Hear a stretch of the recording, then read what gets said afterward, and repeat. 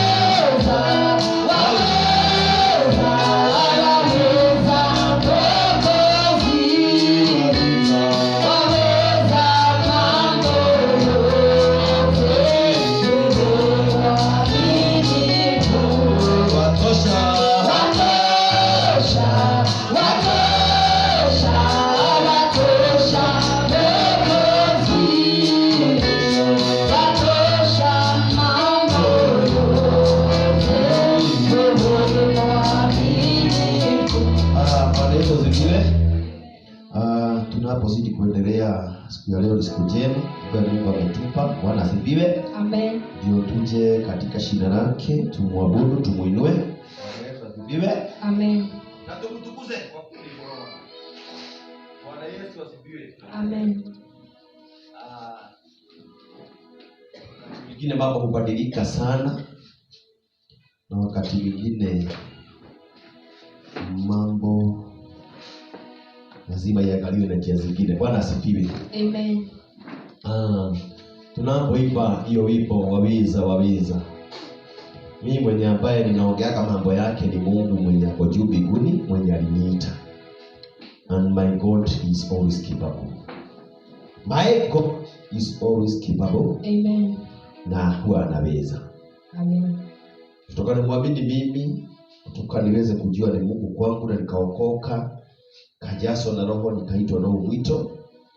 Mimi najuaga huyu ni Mungu na nimemuona katika mambo mengi. Bwana Yesu asifiwe. Mimi kwangu ni Mungu wa ajabu sana.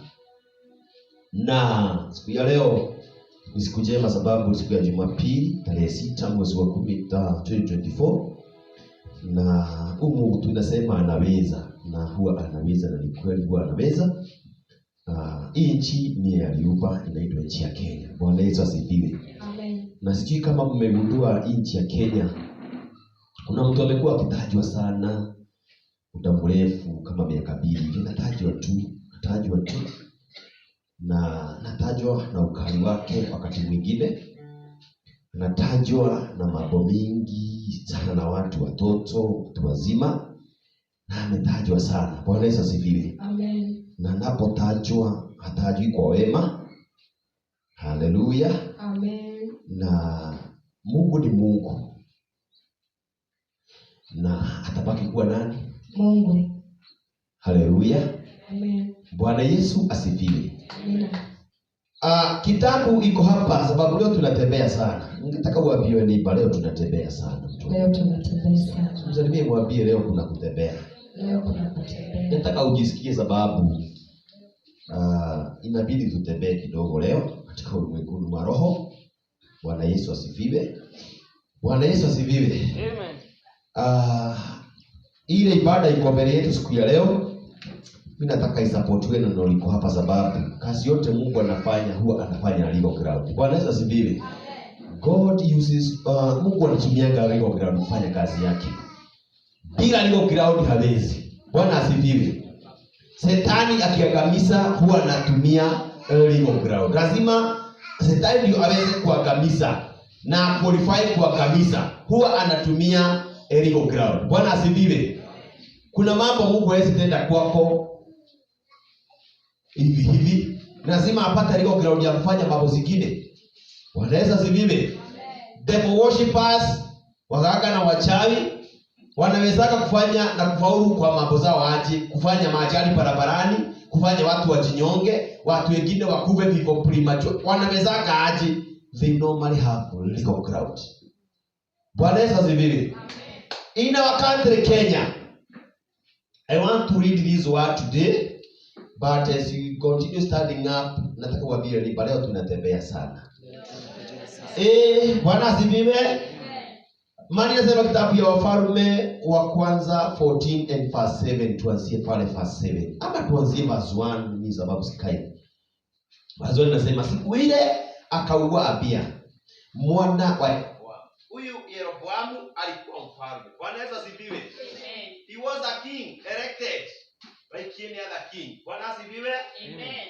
Alikuwa kiongozi alichaguliwa. Na ikafika wakati sababu ya huyu mfalme Yeroboamu kutotii. Bwana asifiwe. Amen. Kugeuka Jehova, kumwacha Mungu after being elected. Haleluya. Maandiko inasema ikafika wakati mtoto akagojeka. Wanani wa mfalme Yeroboamu. Haleluya. Amen. Bwana asifiwe. Amen.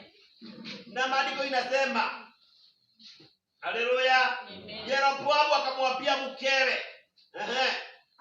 ondoka tafadhali, ujibadilishe, wasikujue kuwa mke wa Yeroboamu, ukaende Shilo, tazama yuko huko Ahia mnabii aliyenena na aliyeninena mimi ya kwamba nitakuwa mfalme wa watu. Huyu ni Mungu aliongea kupitia mnabii Ahia, na akanenea mfalme kabla kuchaguliwa ya kwamba wewe mfalme ama Jeroboamu ni wewe utachaguliwa na ile election iko ama inakuja. Ni Mungu kuna Mungu atakuinua. Bwana asifiwe. Amen. Joa aliongea hivyo. Haleluya. Amen. Kupitia mnabii. Lakini Jeroboamu alipoenda akaanza kuasi Mungu na kubadilikia jiani. Mungu akafanya katoto ka Jeroboamu kagojeke. Haleluya. Amen. Na kalipelekwa hospitali yote akakosa uponyaji. Bwana Yesu asifiwe. Amen. Bwana asifiwe. Amen. Maandiko inasema hapa ya kwamba mambo ilipoharibika kabisa kwa mfalme na ikaharibika sana. Haleluya. Amen. Maandiko inasema akamwambia mkewe, wewe utaenda kwa ule mnabii ambaye alininenea. Mahali mambo imefika, enda kwa mnabii, sababu kenye kitoka kwa madhabahu kinafaa kudumishwa na madhabahu. Ukiomba uponyaji hapa alafu ufike mahali uache Mungu, unaweza nyang'anywa ule uponyaji na madhabahu ile. Madhabahu hii ukija hapo useme utakuwa na shiriki hapa, siku moja utoke tu na madharau. Hii madhabahu mpaka ukuje umalizane nayo siku moja. Haleluya. Amen.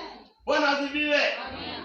Kilichotoka kwa chochote kinatoka kwa madhabahu. Haleluya. Kinadumisha kwa na madhabahu. Chochote kinatokana na maombi, kinadumisha kwa na maombi. Huyu ni mfalme mwenye alichaguliwa na kunyenyekea kwingi sana, na alikuwa na maneno matamu, lakini alipoendelea kwa uongozi after kuchukua akaanza maliko na akaanza kutoka kama Mungu. Bwana asifiwe. Ikafika wakati mtoto akangojeka. Mtoto sio wewe unafikiria. Mtoto huyu